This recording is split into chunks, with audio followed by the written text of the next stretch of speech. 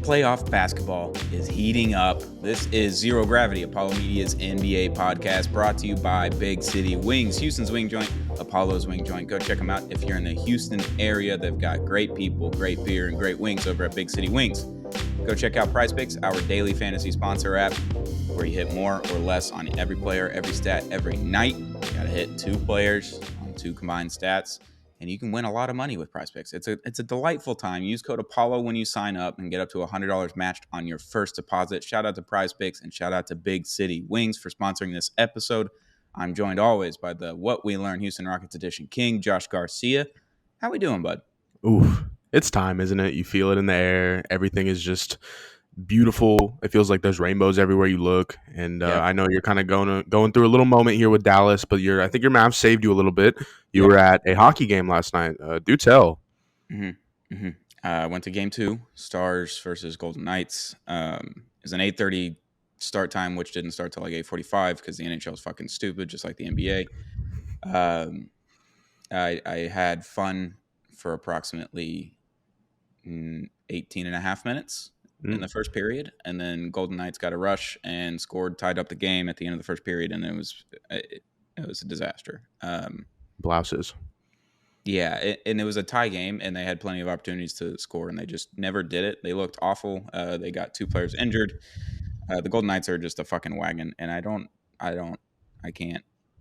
I'm broken on the hockey side right now. Basketball, so fucking back. So it was more than back. We're so dead, and then we're so back. So yep. But enough hockey talk for the non-hockey listeners. We do have a lot of hockey content though coming our way. We got Kevin Lind, ex Notre Dame player, was drafted in the NHL in I believe the 5th round. The pick right before Mark Stone, who's the captain for Vegas. The whole LTIR situation that I told you about. Yeah, very funny. But he's going to be blogging and do some content with us, Jay Arnold, as well as myself. So if you're into hockey, check out apollohou.com, and then we'll be getting a podcast up here very soon, and maybe some live streams in the near future for playoff hockey. Playoff basketball has been incredible this week, to say the least. Monday night was just a night to be had, to say the least. It was a night to be had. The late game was Lakers-Nuggets, obviously. End of the game, LeBron just crosses up whoever was guarding him. I can't remember who it was, but on the floor, essentially, just lost in sauce and bricked the 3. Just bricked the 3. It was a wide open, brick. As wide open as it could be. It was a tie game, 99-99. Next possession, Jamal Murray, mid-range, in the corner on Anthony Davis, hits the buzzer beater. The crowd in Denver went fucking nuts, just bananas. Gets mobbed. Anthony Davis got mobbed because he fell into the bench, so he was just stuck in the Nuggets celebration mob after a buzzer beater. One of the best buzzer beaters in playoff history, probably. Yes, absolutely, absolutely. Against a Defensive Player of the Year candidate year in, year out, when healthy, Anthony Davis. I know he's never won it, but he has been one of the best defenders in the league. He played great defense. He put good shot contest on it, and Jamal Murray just still he just made it. I don't know what to say. It was just not. And we got a Jokic brother fight in the stands. Oh, my God. All-time game. Yes. The guy ate the shit out of that punch. There was so much. If I could put a number on it, what, 800 pounds of force behind that fist? Yeah, and just to the face. We're talking Star Wars up here. He got the high ground. He did. You're 9 feet tall and Serbian. I know those are fucking concrete when they hit your face. Oh my God, dude! If he wasn't a Jokic brother, he would be the best celebrity security in the world. I mean, I'm telling you, this guy. What is he? 6'8", 6'9"? He's got to be. He threw a crazy ass punch down. The guy ate it. I've never seen such a hard punch just get eaten completely, especially a high ground punch too. What are we talking about? That was almost as impressive as the Jamal Murray game winner. And I'm going to be completely honest with you. I was just floored once he did end up hitting that over Anthony. And dude, complete shades of Kawhi Leonard style 2019, like drives right to the corner, to the baseline. Of course, we didn't get the dramatic 5 touch on the rim or whatever. It was smooth. It didn't swish, but it was smooth. And I love shots like that too, where they kind of just clink the back of the rim and they make that like kind of noise. Yeah. Man, Jamal Murray, playoff Jamal Murray again. It's a real thing. Fuck, this guy's real. Like, it's official now. He has the moments and the stats to back it up. And as always, the West runs through Denver. Yeah, for sure. Health is their only concern. If someone gets hurt, obviously every team is concerned with health. If one piece goes down for the Nuggets, though, it's like, I don't know. As long as Murray and Jokic are healthy, then I think they still have a great chance. But their depth isn't as good as it was last year for their title team. But they're still fucking good. They're just so good. The Lakers gave them everything they could. A 101-99 game in the playoffs this year is like pretty much the quintessential score. It seems like, because the defense is just taking over. People aren't making beautiful. Yes. People aren't scoring 30 plus just willy nilly. Like it took. I mean, Luka scored 32, and you're like, damn, Luka's got a lot of points right now. Yeah, and that's lower than a season average, which is insane. But yeah, just a 101-99 game. It's you got to be so mad if you're a Lakers fan. You're just like, this team's so much better than last year. They still made the play-in. Like, that sucks. But, like, okay, 17. We're all right. Oh, we got the Nuggets. Okay, season's over. It's just over. The most competitive. Yeah, it's the most competitive games or sweeps and blowouts of series that we've seen. And I'd hate to call it a blowout, 2-0, but let's say LA gets one and then Denver gets one, then it's 3-1. And you're just like, okay, the series kind of getting out of reach. But of course, if there's anyone that's familiar with 3-1s, it's LeBron here. And I'm not saying it could happen, but I mean, God, it's just so crazy. Like, year 21, he's still like the star on a playoff team. Like, we've never seen anything like this. And of course, he will get his flowers now. He deserves his flowers now, but appreciate LeBron in the playoffs, because I don't know how many more years of this that we're getting. And of course, like, always remember the 2015 tweet. LeBron is 30 years old. This fuckery won't go on for much longer, Man, fuck. It might just keep going. I don't know. It'll keep going, man. Like, LeBron, oh, man. It does stink, though, because over time you do see less drives from LeBron, and which is fine. He's adapting well, and I think we even talked about earlier this year, he's shooting better than Steph Curry in regards to three-point percentage, which 40% for a guy who's 6'9" and above. Regardless of year, regardless of talent, like however long he's been in the league, like, that is more than impressive. And just to see his game transcend in LA compared to Cleveland and Miami versus LA, it's like, yeah, he's not driving, like I said, as much anymore. He doesn't have the power necessarily, but then you're seeing him on other ends of the floor, like we talked about the other night, getting charges and just playing completely different levels of defensive ball and just normal ball that we haven't really seen before. But that's enough LeBron. I mean, the Nuggets won, and it's been a great series so far. I just can't wait for another 4-0 sweep where every game is within like 5 points, and you're going to have some AD takeovers, some Jokic takeovers. It's going to happen, and seriously, like, even if this game only has this series only has 2 more games in it, there's going to be, like, every game is going to be a much must-watch factor, even if it gets to 3-0. Yeah, because you're getting essentially a prime Anthony Davis. Like, you're getting incredible Anthony Davis play on both ends of the floor. He's scoring 30 plus, 13 rebounds, like, great defense. I know Jokic is still going to get his. Like, Jokic gets his against whoever he wants. So if you can hinder that just slightly, not that. And I mean, Jokic, his numbers on Monday were insane as well. Yeah, but like, I don't know what the Lakers, they can't, they just have to dive at someone's knees essentially and someone's got to get suspended, dive at someone's knees and hope that works. But it's not the way. We don't condone any of this allegedly. No, not the way to play. Don't play like Draymond. Yeah, Lakers, it sucks, but I'm happy to see the Lakers go. Like, I don't care for the Lakers. Yeah, I mean, Nuggets to win, but like, it's funny to watch Lakers fans because they're not they act like they're the Patriot, like the prime dynasty Patriots fans. Like, they haven't won a title since COVID. Sure, they got the bubble one. Okay, yeah, that counts. Let's be serious. It counts for sure. But before then, like, you got the one Kobe or the back-to-back Kobe titles. Like, it's been well over a decade, 15 years almost. So yeah, it's funny to see them just crumble in these situations. Lakers fans, not the Lakers specifically, but the Lakers fans. And definitely not LeBron specifically either. No. That's our king. That's our GOAT. Yeah, for sure. Another Monday night game, another Monday night banger.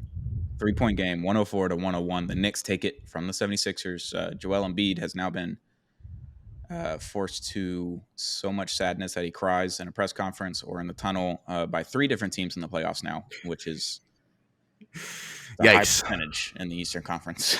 It's a high percentage.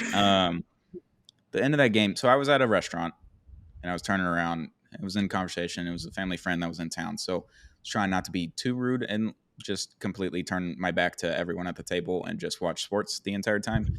Wanted to, but I didn't do it. I caught this part. Knicks at the end of the game just create chaos is the best way I can put it. And they've been doing it all season long. Like the Pistons game earlier in the season, February or March, whenever that was. Like, this is just what the Knicks team is. No Julius Randle, doesn't matter. OG Anunoby doesn't have an elbow. Okay, that's fine. Jalen Brunson doesn't have a great game. All right, that's fine. We got Josh Hart. He's just going to play 48 minutes. 48 Holy shit. out of 48 minutes. He played every single minute of the game. And the Knicks they wanted it more than the Sixers did.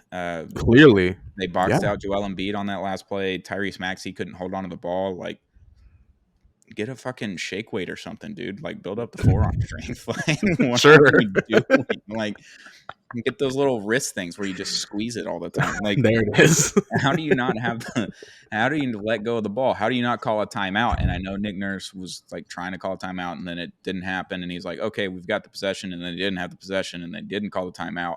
Just an utter blunder by the 76ers not winning that game in any way, shape, or fashion. But the Knicks just wanted it more. Yeah. Oh yeah. The last 2 minutes report definitely led to some Sixers fans getting upset, and it's just whenever I see Sixers fans getting upset about any lack of foul calls or anything regarding the refs, it's hilarious because known flopper, foul caller, driver, whatever you want to call it, Joel Embiid is on your team, and the guy shoots so many free throws, and I mean, of course, not as many as my beautiful, glorious king, Shai Gilgeous-Alexander, but regardless, sorry. Yeah, get really upset. we'll get to it later. It's okay. You got one in that series so far. You'll be all right. Yeah. And hey, at least you're not Philly. You're down 0-2. Yeah, and I mean, sure, you have games at home, but come on. No, the best part of this game was not just a Jalen Brunson stinker for the second game in a row and them somehow winning. He shot 29% this series, I think it is, or maybe 25. It's bad. I think 16 for 55 is his situation right now. This is gross, like gross ball. And I'm just so happy that Isaiah Hartenstein, former Rocket legend, some are saying, he played on that team with Chris Paul, Zhou Qi. Remember the Chinese import, the new Yao Ming style? Man, that season was fun. 2017, 2018. That's when we had Chino Onuaku. He shot the underhanded free throws, Rick Barry style. Fun year. Anyway, Isaiah Hartenstein is getting the damn bag this summer. Yeah. And I'm telling you, it could be 4 years 100, 4 years 120. Like, the guy rebounds the shit out of the ball. And the Knicks, anytime that the Knicks would shoot up a ball on offense, it almost felt like every time that they were getting off, at least if not offensive rebounds, tips, volleys, they just are dogs. And this is like Tom Thibodeau, not a masterclass necessarily, but this is like when you imagine a perfect Tom Thibodeau offense and defense, it's like we can score just 100 points and maybe give up 95 or whatever the case may be and still win. Like, this is perfect 2011, 2012 basketball, like personified. You know, Carmelo Anthony is not on the squad, but there's ghosts of Carmelo Anthony's past that you feel in MSG when you watch these games. Mm-hmm. And it's just awesome to see. Like, Josh Hart, too, is like low-key new John Starks. Maybe no. I don't know if anyone's ever said that, but you know, I'll let that be on record. The squad is so fun, and I just love the vibes that they have to give. And I would in Eastern Conference Finals in the Garden. I mean, the city's gonna erupt, and I'm just glad that I'm glad they're getting through Philly first. But let's see how these games go in Philly. I'm sure Philly will at minimum take one, if not two. And this series will be fun. But for now, this Knicks squad is just sick as hell. It's awesome to watch because it's the ugliest basketball. Like, if they have 100 points on the board at the end of the game, there's a 60-40 shot that they won. Mm-hmm. Like, there's 60% chance that they won the game because they scored 100 points. 100 points even. They scored 104 and won. Like, they shouldn't have won that game, and they did. And the Sixers protested, and they filed the grievance in a playoff game, which is Daryl Morey style, baby. That's hilarious because, I mean, the Knicks did it earlier in the season against the Rockets in like March, right? So it's not uncommon in the regular season, and every single time it's never come to anything because what are they going to do? Load back up to MSG and play the last minute of the game, 45 seconds of the game? No, they're not going to fucking do that. It's so stupid that you can even protest a game in that fashion and expect to have that result. It's the dumbest rule in the NBA. I'm going with that. That and the charge. There it is. Both of them. Yeah, incredible game, incredible series. Joel Embiid, it has been incredible. He's been very good. He's playing on one knee and one eye now because like he just wasn't able to close his eye because of an I think it was Batum hit his eye on like a rebound at some point and it just like stopped working. He couldn't blink it anymore. Jesus. Yeah, just a wild experience for Sixers fans. Sixers fans were having it on Twitter. They were just in shambles. They're like the Kawhi shot. Now this, like they've lived through so much in the last 5 years that they can't handle it anymore. And I'm here for Philly sadness because it's very funny because they've had that, the Phillies in the World Series. They've had numerous 76ers playoff runs that Eagles in the first or the second round, the Eagles losing in the Super Bowl. It's just funny. And the Flyers suck. So have fun, Philly fans. Have fun. Tuesday night, we'll move on over. Late game. My game. Mavs 96, Clippers 93. You and I were texting throughout the game. And it was a lot. There's a lot of emotions going down. There's a lot of sadness. And a lot of, oh my God, we're so back. Okay, we're fine. It was an interesting game because in the first half, you're like, okay, the Mavs are playing like okay in the first half, which is really all you need against the Clippers with all the defense and the scoring that they have. You're like, this is much better than game one. It was a nighttime game. I think it was a 9 o'clock tip on the West Coast, so 7 o'clock their time. But it was a much better game, much better showing. Luka Doncic, first team all defense. The Clippers shot 2 for 17 against him and 0 for 15 when there was an actual contested shot on Luka. So first team all defense. That's what I'm hearing. There it is. That's what I'm hearing. I don't even care about the MVP. Put him on first team all defense. That's all I want. Yes. This is a perfect cope because you know Jokic is going to get it. Like, and it's really unfortunate, but I mean, not even unfortunate. Like, we're witnessing greatness, and I think that if as long as Jokic plays on this pace for another 5 to 8 years, like he could have a very not even just valid case, but he could be the MVP front runner for the next 8 years. But of course, that's why Jordan didn't win it all those years that he didn't. I mean, there's going to be some sort of voter fatigue, but Luka, your boy. We mentioned this game one. Now this kind of halfway happened game two. I think he shot 45%, 32 points. Don't have the stats in front of me.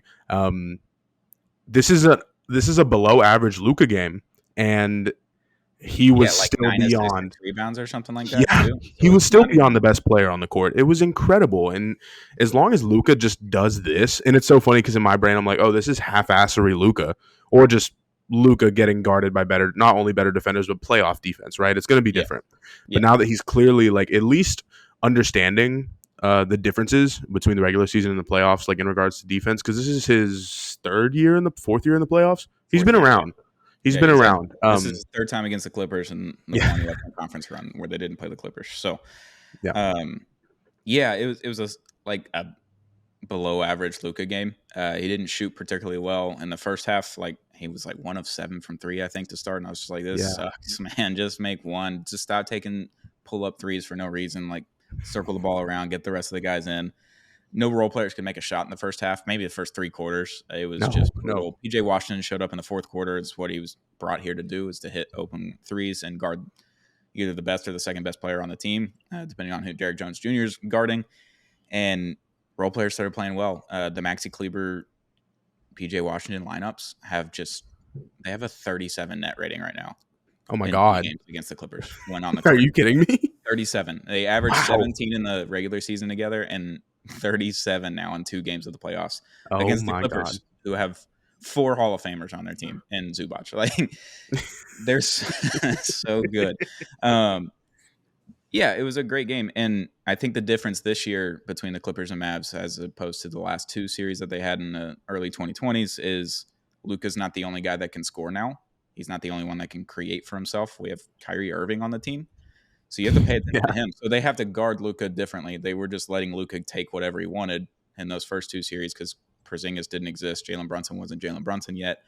And they were just like, all right, Luka puts up 45, but we win the game. That's okay. We'll do that all day long.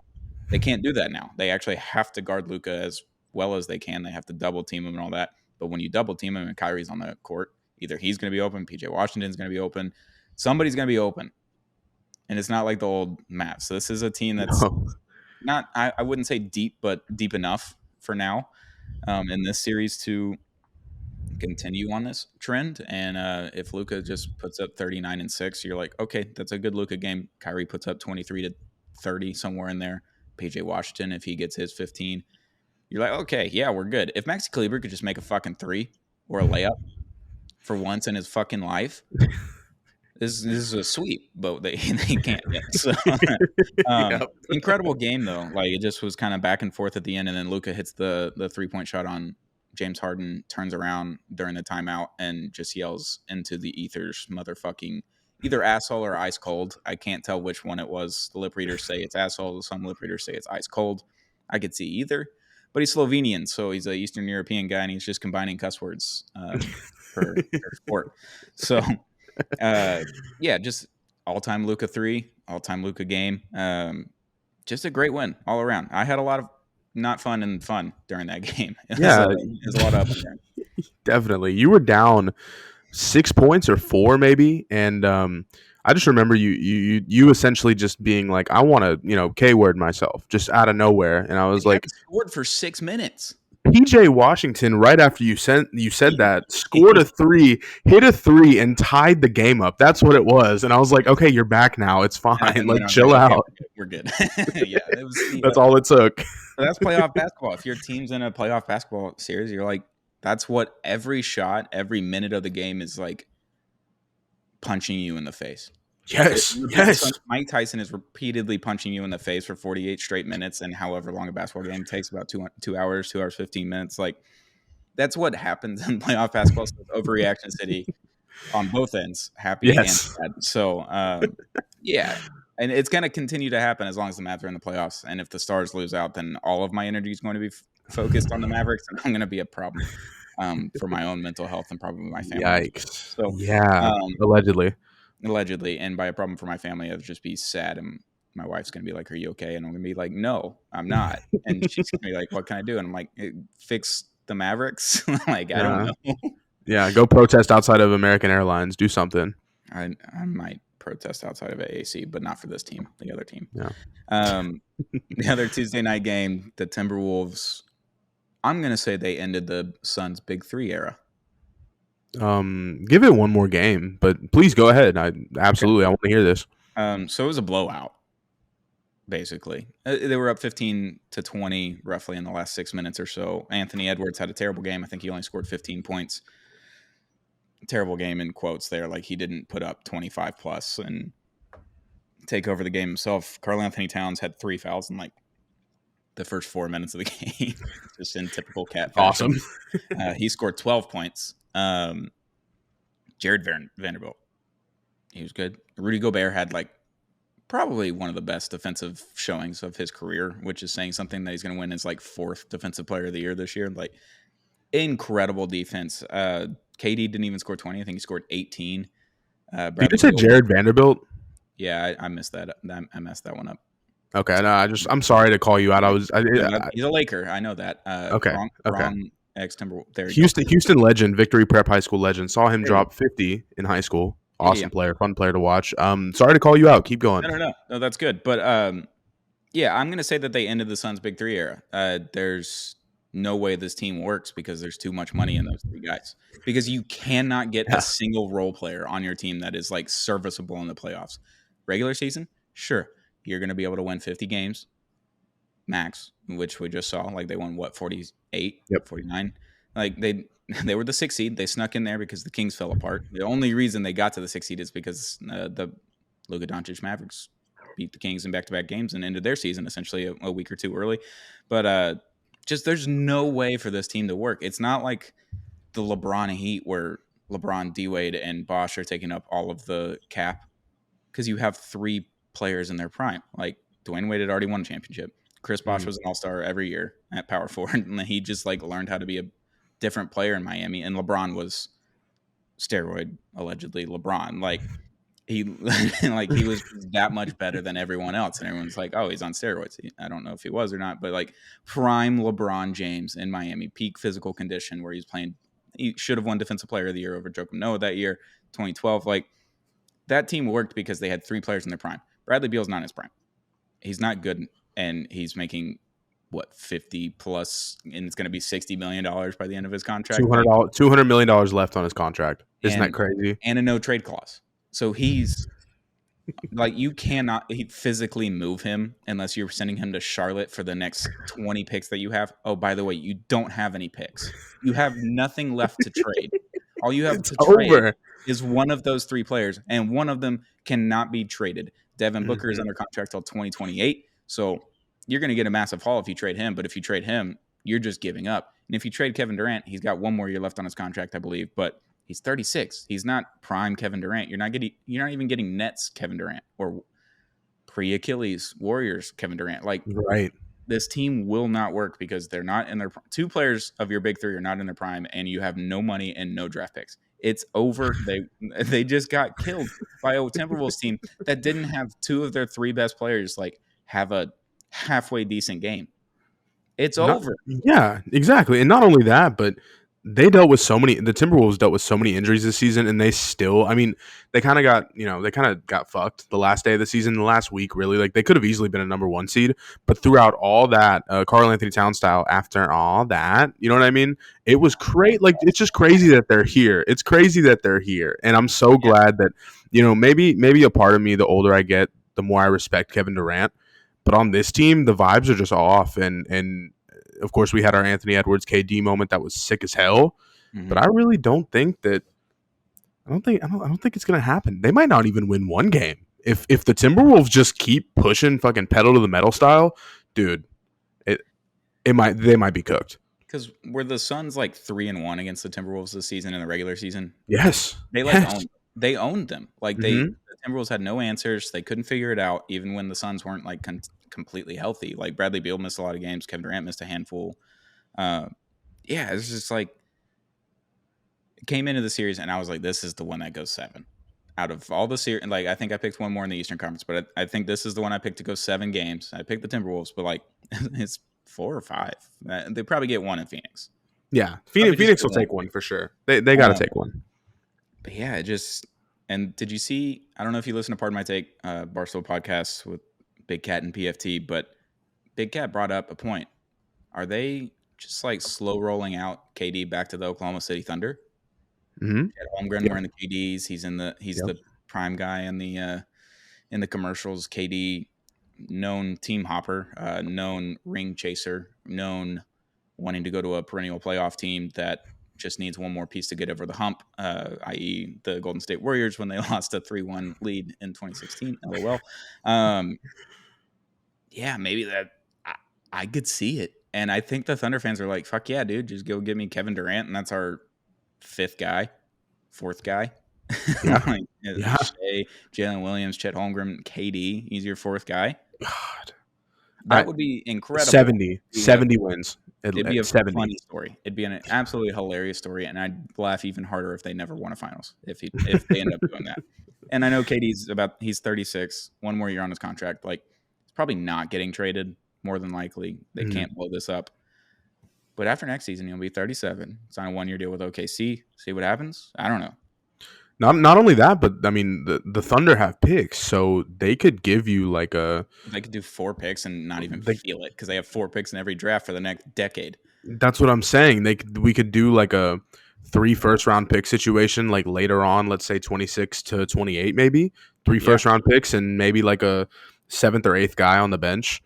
Like they trade Gordon. This could easily happen, like completely. Ship Gordon Hayward out for the money. Oh, there you go. True. Salary cap that does exist. My apologies. Kind of finagle that as well, and then they are going to have to play Jalen Williams and Chet Holmgren eventually, but they don't have to yet. Yeah, the Suns are dead, and the one thing I didn't mention in the Mavs Clippers game is that Chris Paul was in attendance for that, so he's been a part of 2 just utter terrible playoff losses and Yeah. and Yeah. and 2 awesome playoff wins for the Mavs. So that was very funny. But yeah, Suns are dead. That's all I got on that. Suns are dead. I'm with you. I'm with you, brother. I wanted to know your thoughts, your points, and honestly, I can't disagree with you because truly, like Bradley Beal is owed $200 million more dollars. Devin Booker is a known playoff choker, not even choker because he can't even get to the big moments himself. He just completely fucks up everything. And Kevin Durant, of course, I mean, he's 36. Like, if he's your main guy, you're kind of fucked. Like, he could still be. Hey, put him on Sacramento tomorrow, he's lead him to a 5 seed. But Yeah, sure. that wouldn't happen. Like this is right now. He's playing for Phoenix. He can't do it all. And if he's not having a great game and other people aren't stepping up, you're going to lose by 25, 120 to 95, just like how we saw in Game 1. I would also like to point out that Kentucky, Nike, and any other NBA heads that love Devin Booker, you were under surveillance for making Devin Booker appear to be a top 15 player in the NBA. And everyone loving him dearly and saying that he's an incredible player and all that. This guy stinks when it comes to the playoffs. He will never. He hasn't put one together. Like he hasn't put one game. Just like, 1 year. Yeah. One game. I'm just asking for a game where he puts up 30 on 18 shots, and you're like, wow, great game from Devin. And he's probably done that in the past, but like, I haven't seen it in ages. And it is hilarious. Hilarious that y'all think that he's up there. Brutal. Talk to him, brother. Brutal. Although his D-Book ones are pretty fucking sick. The all orange Nike shoes are they're pretty Let's good. Be real. They're good. They're good shoes. Not gonna lie. That's probably one of the best Nike basketball shoes they put out in a good while. Like a PG2. PG2 was probably the last like Sneaker Talk, the Colt Classics collection that they're dropping over the next, I think, year could be sick. Like a bunch of crazy new old shoes, new like I think they're re-upping the Off-White drop. Oh, sure. The 12 shoes that Virgil Abloh did with Off-White, the Nike awesome. One. I think they're doing that as well this year. We'll be trying to get some of those Blazers. That's awesome. The ultimate quote tweet out of the Colt Classic collection was the Heaven's Gate Colt that wore the decades. Remember those shoes? No. The purple and the blankets. Yeah, man. Okay. Good quote tweet. That's all. I'm down. Yeah. No. Sorry to make it grim, folks, but shout out to Nike. The last thing before we go, last night, obviously I went to the Stars game, so I didn't get to watch this in full, but Heat Celtics in Boston, game 2. Caleb Martin. Hello. How are you? How you doing? I put more than on Prize Picks at 7.5 points. I looked at like halftime while I was at the restaurant before the game, right outside AAC. Looked at halftime. I was like, let's just give a little check on the Prize Picks. Use code Apollo when you sign up. Get up to $100 match on your first deposit. I had more than on 7.5 points. He had 21. It's like halfway through the game. I was like, this is awesome. Yeah. This is great. The Heat they swallowed the Celtics. Like they just, on defense, Kristaps Porzingis, welcome back to the playoffs, buddy. Welcome fucking back, dickhead. Kristaps Porzingis. Celtics fans, you understand now. I know you warned us about Grant Williams. We warned you about Kristaps Porzingis. Both of us didn't listen, and look how that turned out. One of them's not on the team anymore, and Kristaps Porzingis is fucking choking in the playoffs once again. What do you have? 6 points, 8 points, like on 3 of 12 shooting. What are we fucking doing? He's doing the same shit he was doing in Dallas. He sits in the corner and he gets bodied by 6'2" defenders in the paint. It's awesome to watch. But yeah, the Heat beat the Celtics 111-101 in Boston. Yeah. Perfect summary. In my brain, I couldn't give less of a shit at this game, and then I kind of caught the last 6 minutes or so, and I was like, "Oh, the Heat are going to win. They have a chance at winning here. Yes. This is great." So, I'm fully all back in on the Celtics being frauds. If this really goes down the way it goes down, even if the Heat without Jimmy Butler take them to 6, just to 6, just win one more game out of the next 4, Fraud watch. If the Knicks are, how does the seeding work? Could the Knicks play the Celtics next go around? No. 1 and 2 seed. Yeah. Right. So okay. The Knicks did great by winning that last game of the season when they could have just fucked around and lost. And the 3rd seed, so they could potentially see them in the second round. But Yeah, this Heat team is just hilarious. Spo was in his bag. Spo was in his ass. Yes. Let's fucking talk about Spo, because everyone was talking shit after game one. All the Celtics fans on my timeline, they're all like, "Ooh, I've got the best coach in the league, Eric Spoelstra. Zone defense, my ass." And then all of a sudden this happens, and it's like, Bam Adebayo's the best defender in the league, and Caleb Martin's going to put 30 on your head just for shits and giggles. Like, no Jimmy Butler, it doesn't matter. Like, it really didn't matter yesterday. It was crazy because they're not going to have Jimmy Butler at all this series. Mm-mm. Maybe not even for the rest of the playoffs if they somehow make it past Boston. If Boston loses this series in 7, I'm going to be unbearable no matter what happens in the Mavs series. I don't care. I will be on my Spo train. I'll put on my Heat hat. I'll go get a Heat jersey. I'll do it all. I'll just go full on. They're making me like them, and it I sucks. love them so much. I hate this. The entire season I've been like, fuck the Heat, fuck Jimmy Butler, and then I see them just win one game against the Boston Celtics, and I'm just I'm beside myself. I want this Heat team to win so badly now. And when I'm wrong, I'm wrong. I'll be the first man to admit it. Well, also, maybe if they lose next season, I don't want to be like, oh, I really like the Heat now. Fuck that. They got to win first. Let them win. Someone posted the Kai Cenat highlights of him playing pickup, and like Drew Holiday. And then when I sent you the Joe Mazzulla like doing a TikTok dance, it wasn't Joe Mazzulla, but it looked like Joe Mazzulla with a really tall girl and like bouncing his head or whatever, like a basketball.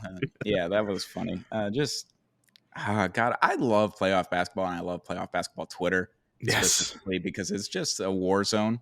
You just like pray that your team doesn't make the playoffs so you don't have to deal with it. It's awesome. So bad if your team's a part of it. Like, I mean, obviously, whenever Luka has a stinker, there's plenty of Luka memes to go out, and they call him a fat Slovenian and that he drinks beer and on the hookah all the time. Yeah, I don't know. It's just, sure. Like, it's a great time on Twitter if you're not.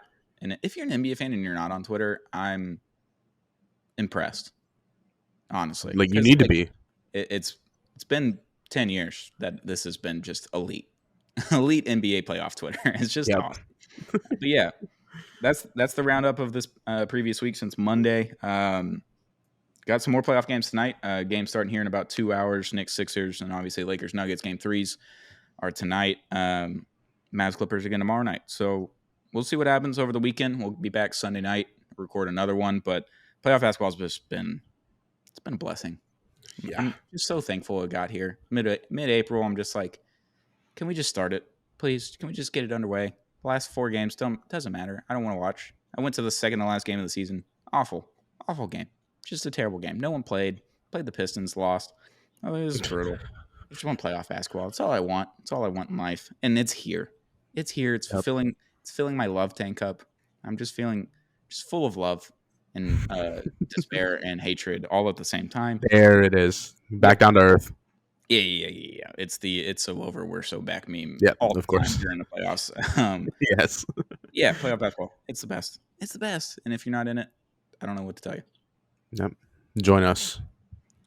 It's a great time. But this has been Zero Gravity, Apollo Media's NBA podcast, brought to you by Big City Wings, Houston's Wing Joint, Apollo's Wing Joint. And go check out Prize Picks, our daily fantasy sponsor. Use code Apollo when you sign up and get up to $100 matched on your first deposit.